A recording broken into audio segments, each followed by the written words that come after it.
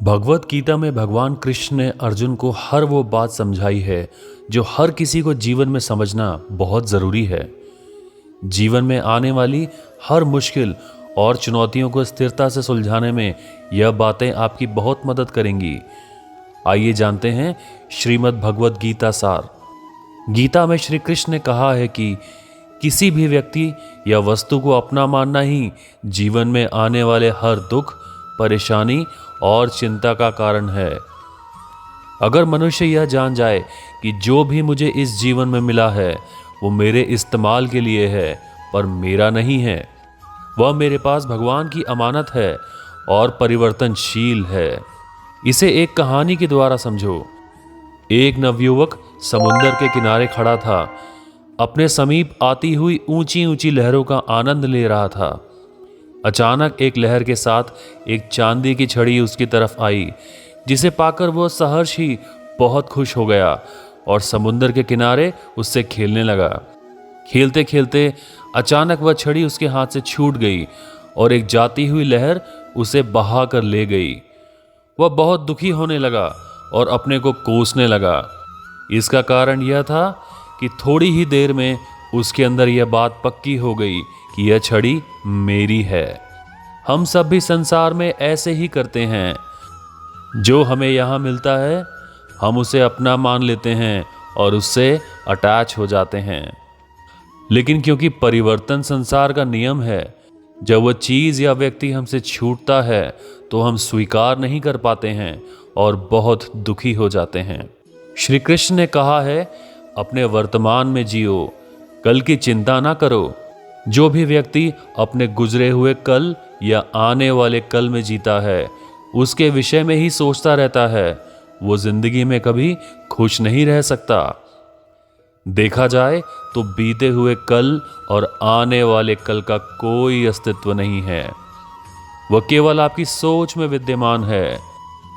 अपने मन को सदा ऐसे शिक्षित करो कि आप अपने आज के आनंद में जी सको, अपने प्रत्येक पल की मौज ले सको। श्री कृष्ण ने कहा है, जो आपके साथ अधर्म करे उसका विरोध करो। जो आपके साथ गलत करते हैं उसका विरोध जरूर करें। अगर आप सामने वाले का गलत व्यवहार सहते रहेंगे तो वह आपके साथ गलत करता ही रहेगा। जब अर्जुन ने भगवान कृष्ण से कहा कि जिससे मैं युद्ध करने जा रहा हूं वह मेरे भाई और गुरुजन हैं और मेरे अंदर उनके साथ युद्ध करने का साहस नहीं है, तो कृष्ण भगवान ने अर्जुन का विवेक जागृत किया और कहा कि जिन्हें तू अपना मान रहा है वह सब पाप के पक्ष में खड़े हैं और अगर तू इनसे युद्ध नहीं करेगा तो समाज में पाप बढ़ जाएगा। क्योंकि जब गलत का कोई विरोध नहीं करता है तो सामने वाला गलत करने का जैसे हकदार हो जाता है, और जब आप सब कुछ चुपचाप सहते रहते हो तो सामने वाले को बल मिलने लगता है, वो आपको कमज़ोर समझने लगता है। लेकिन जब आप उसके द्वारा किए गए अधर्म को रोक लेते हैं, उसका विरोध करते हैं, तब वो अपनी सीमा में रहना सीख जाता है। यह कलयुग है। अगर आप खुश रहना चाहते हैं तो आपको अपनी रक्षा खुद करनी होगी। श्री कृष्ण ने कहा है, किसी से भी ज़रूरत से ज़्यादा मोह दुखदाई है। रिश्ते हमें दुख नहीं देते हैं पर उनके प्रति हमारा मोह हमें दुख देता है। आज से ही हम अपने मोह को छोड़कर प्रेम का सबक पक्का करें। मोह अपेक्षाओं से जुड़ा है जबकि प्रेम केवल देना जानता है। मोह एक दो के लिए होता है जिन्हें हम अपना मानते हैं, जबकि प्रेम सबके लिए होता है। मोह से कमजोरी पैदा होती है, इसके विपरीत प्रेम से ताकत महसूस होती है। मोह में इंसान एक दूसरे को बांधने की कोशिश करता है, जबकि प्रेम एक दूसरे को अपनी तरह से जीने की स्वतंत्रता देता है। भगवत गीता हमें सिखाती है कि हमें सदैव अच्छे कर्म करते रहना चाहिए। परमात्मा की प्रकृति में न्याय अवश्य होता है। आपके द्वारा किए गए अच्छे कर्म आपको मुश्किल वक्त में परेशानी से बचाते हैं। इसी तरह आपके द्वारा किए गए गलत कर्मों की सजा भी आपको जरूर मिलती है। एक बार एक गांव में रहने वाले दो दोस्त शहर गए। वहां उन्होंने काफी धन कमाया। अब दोनों ने वापस गांव जाने के बारे में विचार किया। रास्ते में एक दोस्त के मन में खोट आ गया कि अगर मैं इसे मार दूं तो सारा धन मेरा हो जाएगा, नहीं तो मुझे इसका आधा धन इसको देना पड़ेगा। और उसने ऐसा ही किया। समय गुजरता गया। अब उस व्यक्ति के घर में एक बेटा पैदा हुआ। वह बचपन से ही बीमार रहने लगा। उसके पिता उसका हर संभव इलाज कराते, पर वो ठीक नहीं हो पाता था। एक दिन उसके पिता ने उससे कहा कि बेटा, तू इतना बीमार क्यों रहता है?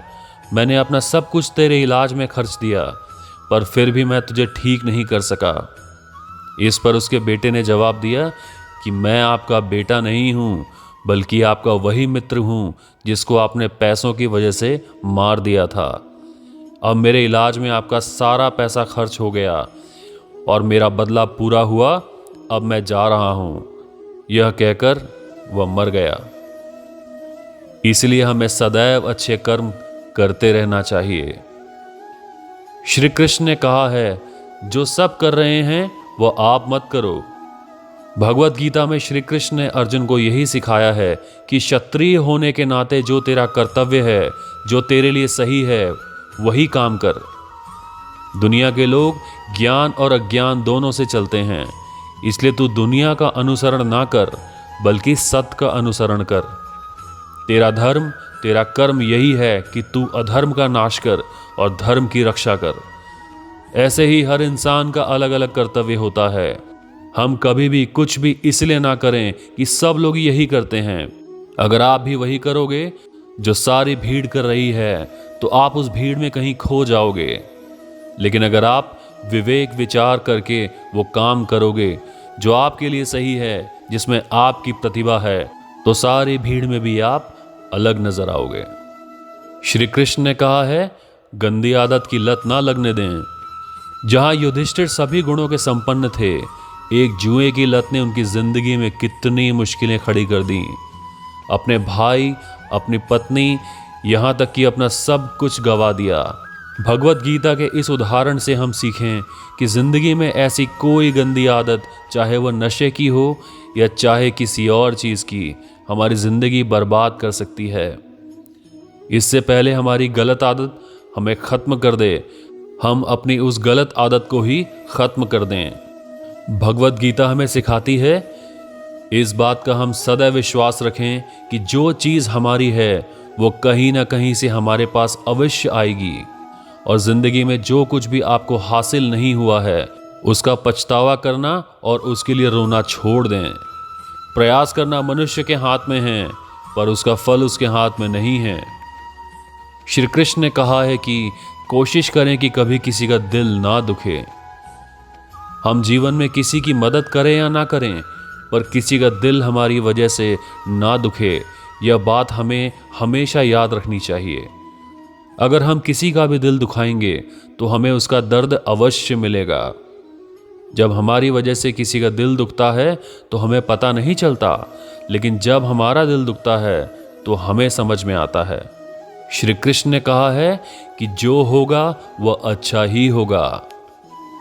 भगवत गीता हमें सिखाती है कि जो कुछ भी होता है अच्छे के लिए होता है।